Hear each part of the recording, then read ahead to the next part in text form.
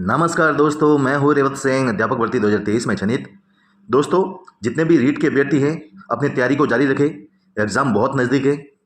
मैं समझता हूँ बहुत अच्छे से तैयारी हो रही होगी। देखिए दोस्तों, जो भी नए मेरे से जुड़े हुए हैं उनको मैं बता दूँ कि मैंने रीट 2021 का एग्ज़ाम दिया था। उसमें मेरे 140 सवाल सही थे 150 में से। फिर वो भर्ती क्या हो गई थी, रद्द हो गई थी। उसके बाद में मैंने रीट 2022 का एग्ज़ाम दिया। उस एग्ज़ाम में मेरे 134 सवाल सही हुए थे 150 में से। तो रीट की कैसे तैयारी करनी है, कैसे ही पहले ही अटेम्प्ट में अच्छे से पास करना है अच्छे नंबर्स के साथ में, आप मेरे से जुड़िए। मैं आपको विश्वास दिलाता हूँ कि आपका एग्ज़ाम चुटकियों में पास करवा दूंगा। तो हम पढ़ रहे थे भारत के संविधान के निर्माण की प्रक्रिया के बारे में, जो हमने पहले वाली क्लास में पढ़ा था, भारतीय संविधान के निर्माण की प्रक्रिया। आज उसकी विशेषताओं से संबंधित पढ़ेंगे। हम देखते हैं, ये रीट का सिलेबस है सामाजिक विज्ञान का। इसमें हमने हिस्ट्री से संबंधित 3 जो चैप्टर इसको हमने कंप्लीट कर लिया था। चौथा जो है, इसमें भारतीय संविधान के निर्माण की प्रक्रिया को पहले वाली क्लास में पढ़ा। जिसने नहीं देखा है वो जरूर देखे। आज हम विशेषता के बारे में पढ़ेंगे, यानी भारत के संविधान की कौन सी ऐसी विशेषता है। सवाल कुछ इस तरीके से आते हैं कि 3 भारत के संविधान की विशेषता दे दी जाती है और चौथी नहीं दी जाती, यानी किसी दूसरे देश के संविधान की विशेषता दे देते। फिर हमें ये चयन करना पड़ता है कि कौन सी भारत के संविधान की विशेषता है, कौन सी नहीं है। इस हिसाब से हमें भारतीय संविधान की क्या खास विशेषता है, जो महत्वपूर्ण बिंदु है जिससे संबंधित सवाल परीक्षा में पूछा जाता है, उनके बारे में जानकारी होनी आवश्यक है। इसके अलावा एक और भी प्रश्न बनता है इस टॉपिक से। एक प्रश्न ये बनता है कि भारत का संविधान अलग अलग देशों से जो महत्वपूर्ण प्रावधान लिए गए हैं भारत के संविधान में, कौन से देश से कौन सा प्रावधान लिया गया, उससे संबंधित भी सवाल बनता है। मैं जो महत्वपूर्ण सवाल बनने लायक है आपके रीट के हिसाब से, पूरे उन्हीं टॉपिक को, उन्हीं बिंदुओं को या उन्हीं महत्वपूर्ण तथ्यों को लेके आया हूं जो आपके परीक्षा के लिए बहुत महत्वपूर्ण है। इसलिए इस क्लास को पूरे ही ध्यानपूर्वक पढ़ना है। तो शुरुआत करते हैं। अगर वीडियो अच्छा लगे, ये क्लास बहुत अच्छी लगती है, तो लाइक जरूर करें। पहले वाली क्लास में बहुत अच्छा ही रेस्पॉन्स मिला। ये एनसीईआरटी के बेस पे आधारित है। आप देख सकते हैं 6 से 8 तक ऐसे लिखा हुआ है। ये कम से कम 12 तक, कक्षा 6 से 12 एनसीईआरटी की वर्तमान पुस्तकें हैं। इन पुस्तकों से सवाल बनेंगे। जो मैं ये लेके आया हूँ, ये एनसीईआरटी के ही सार संग्रह के रूप में है। आपको ये क्लास देखने के बाद में कोई दूसरा तथ्य देखने की आवश्यकता नहीं है। तो शुरुआत करते हैं। यह है पार्ट 2, भारतीय संविधान की विशेषता। देखिए, भारत के संविधान की ऐसे तो बहुत सारी विशेषता है, लेकिन कुछ ऐसी विशेषता जो परीक्षा में हर बार पूछी जाती है, उनसे संबंधित ही सवाल पूछे जाते हैं, उनको बारे में चर्चा करेंगे, जो बहुत महत्वपूर्ण है। मुझे नहीं लगता कि इन विशेषताओं के अलावा भी कोई सवाल आता होगा। मैंने बहुत सारे पेपर देखे हैं, चाहे आरपीएससी के हो, आरबीएससी रीट के हो, या कोई अन्य प्रतियोगी परीक्षा के, सबके पेपर देखे हैं मैंने। अच्छे से एनालिसिस करने के बाद में ये नोट्स मैंने बनाए हैं, जो मेरे लिए बहुत ही रामबाण साबित हुए थे। मैं समझता हूँ आपके लिए भी होंगे। भारतीय संविधान की विशेषता, जो पहली विशेषता है, ये आपको याद होनी चाहिए कि भारत का संविधान कैसा है, एक लिखित है और विस्तृत संविधान है। भारत का संविधान कैसा है, लिखित है और विस्तृत संविधान है। यानी भारतीय संविधान लिखित है, जो अमेरिका के समान है। यानी अमेरिका का जो संविधान है वो भी लिखित है, और भारत का संविधान है ये भी लिखित है। यानी भारत और अमेरिका का दोनों का संविधान लिखित है। तो ये भी परीक्षा में पूछा जा सकता है, विशेषता भारत का संविधान कैसा है, लिखित है कि अलिखित है। तो है लिखित। इसमें क्या है, जो मूल संविधान में एक प्रस्तावना थी। सबसे पहले जब संविधान लागू किया गया 26 जनवरी 1950 को, उस समय एक तो थी प्रस्तावना, 395 अनुच्छेद थे और 22 भाग थे और 8 अनुसूचियां थी। लेकिन वर्तमान में इसमें एक प्रस्तावना है और 465 अनुच्छेद है। अनुच्छेद कितने हैं, 465 अनुच्छेद है। सांख्यिक रूप से 395 ही है, यानी मूल रूप से 395 है, उसके अंदर ऐड किए गए हैं 465। परीक्षा में ऐसे भी पूछा जा सकता है कि वर्तमान में कितने अनुच्छेद हैं, तो आपको लिखना है 465, और सांख्यिक रूप से कितना है, 355। फिर 25 भाग है, सांख्यिक रूप से 22 भाग है और 12 अनुसूचियां है। यह आपको याद होना चाहिए। यानी मूल रूप से ऐसे भी प्रश्न पूछा जा सकता है कि भारत के संविधान में कितनी प्रस्तावना है, एक प्रस्तावना है, अनुच्छेद कितने हैं, 395 है, भाग कितने हैं, 25 भाग है और 12 अनुसूचियां है। इस हिसाब से सवाल आएगा। तो भारत का संविधान कैसा है, लिखित संविधान है। और एक महत्वपूर्ण बात, भारत का संविधान विश्व का सबसे बड़ा संविधान है। इंपॉर्टेंट है दोस्तों, क्योंकि परीक्षा में पूछा जाता है कि विश्व का सबसे बड़ा संविधान किस देश का है, तो हमारे भारत का संविधान है। आगे बढ़ते हैं। दूसरी विशेषता क्या है? दूसरी विशेषता ये कि संविधान की प्रस्तावना, संविधान में एक प्रस्तावना दी गई है जिसमें जनता की भावनाओं के बारे में बताया गया है। जैसे हम भारत के लोग, भारत को संप्रभुत्व संपन्न समाजवादी पंथ निरपेक्ष लोकतांत्रिक गणराज्य, इस प्रकार से जनता की भावनाओं के बारे में दर्शाया गया है। तो ये भी एक विशेषता है कि संविधान की क्या है, एक प्रस्तावना है जिसमें जनता की भावना निहित है। तीसरी विशेषता है संप्रभुत्व संपन्न राज्य। ये परीक्षा में पूछा जाता है, सेकंड ग्रेड में भी पूछा गया था, रीट में भी पिछली बार पूछा गया था।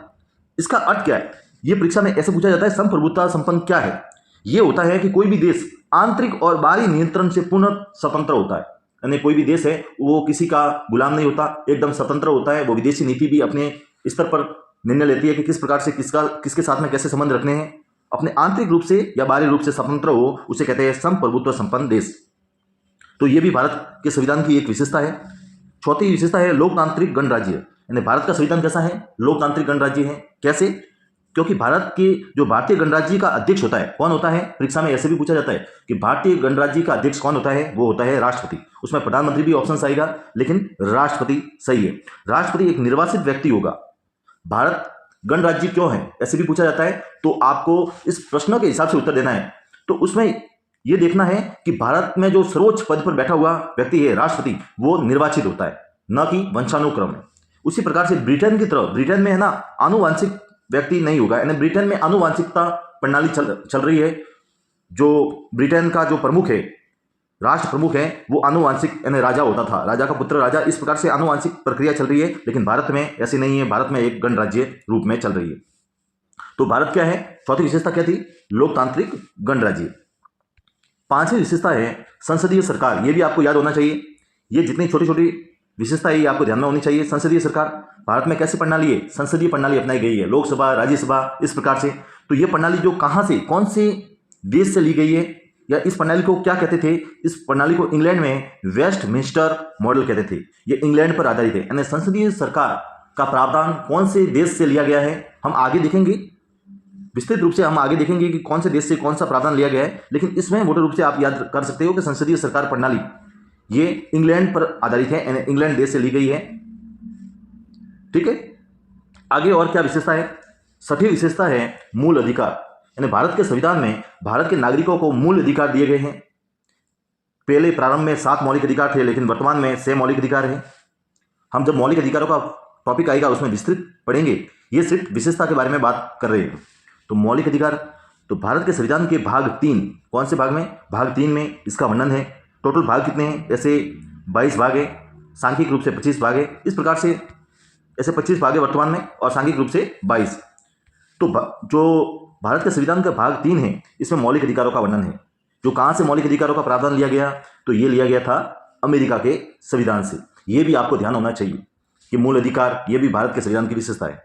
आगे देखते हैं, राज्य के नीति निर्देशक तत्व महत्वपूर्ण है। कल्याणकारी योजना से संबंधित जो तत्व है उसे ही नीति निर्देशक तत्व कहते हैं।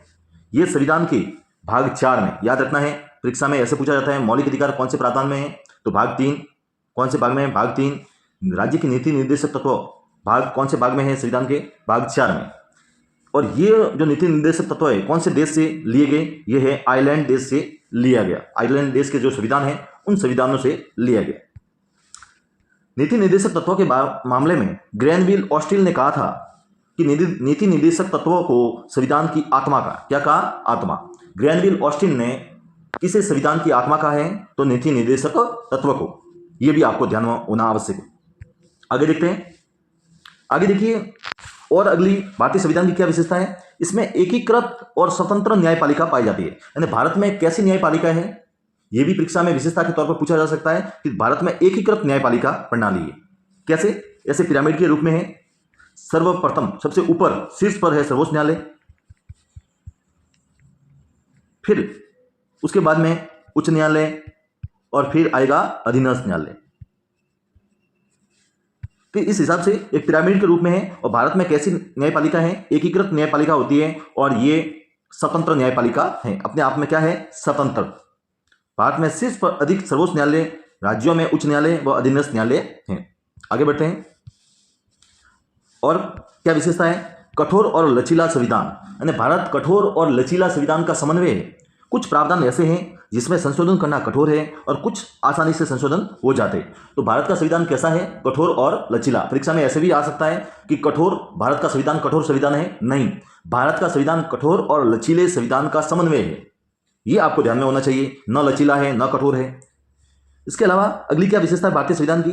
एक है एकल नागरिकता का प्रावधान, यानी भारत के नागरिक जो नागरिक है वो केवल भारत के नागरिक है, न कि किसी राज्य के नागरिक।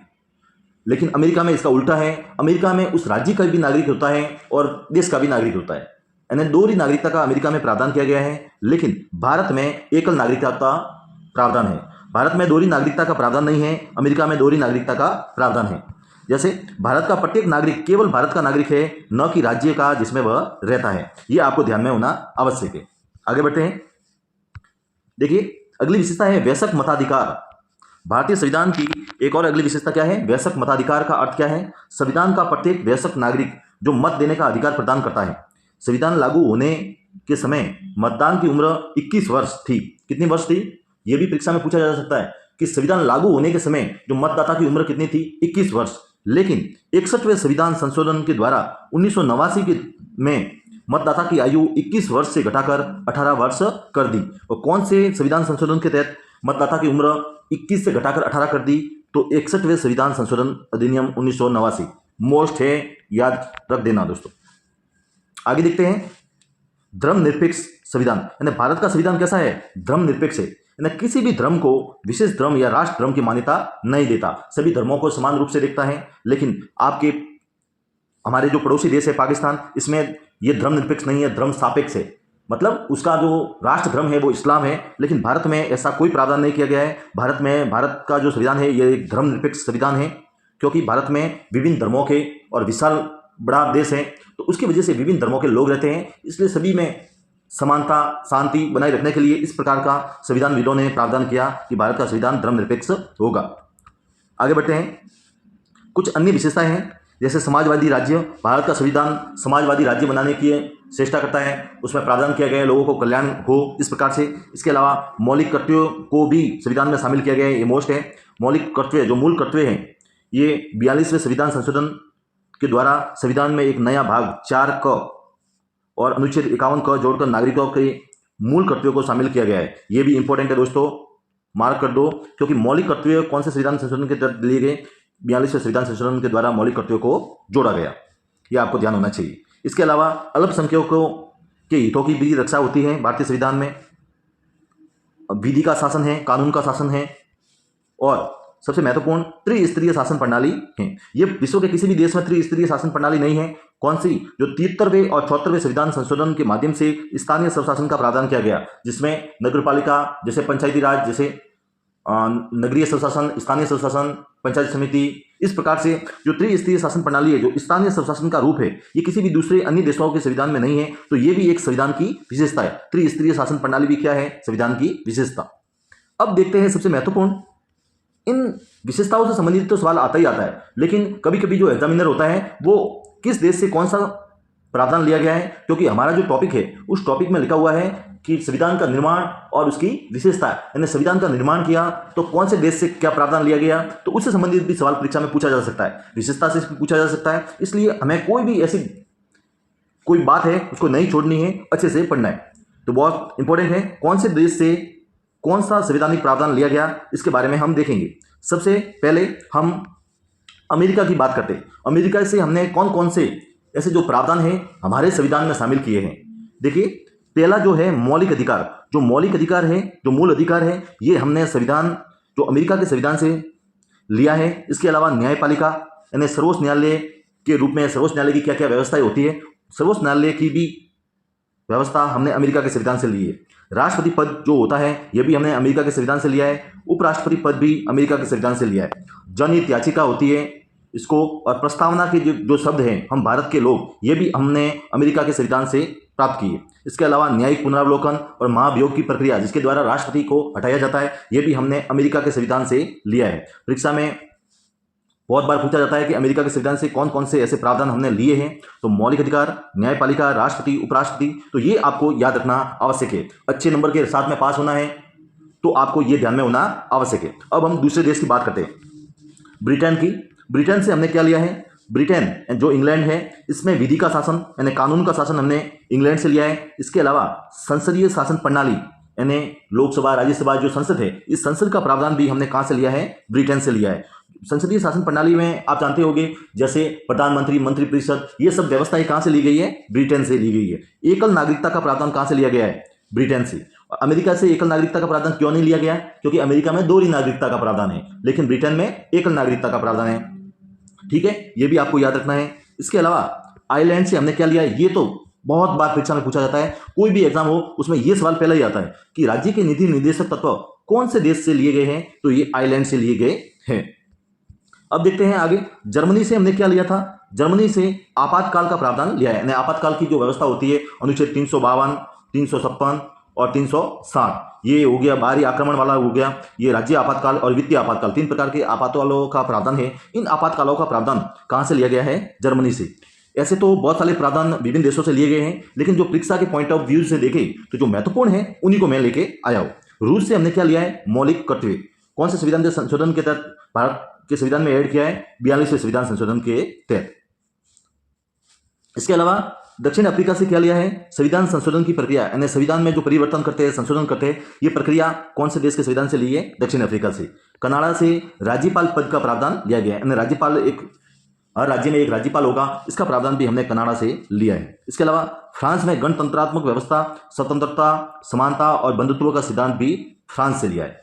तो ये महत्वपूर्ण प्रावधान है जो विभिन्न देशों से, अलग अलग देशों से हमने लिए हैं, तो इसको आपको बार बार देखना है, तो बहुत महत्वपूर्ण है, क्योंकि जो भी सवाल आएगा वो इसी में से आएगा, इससे बार तो आने से रहा, क्योंकि जो है वो यही है।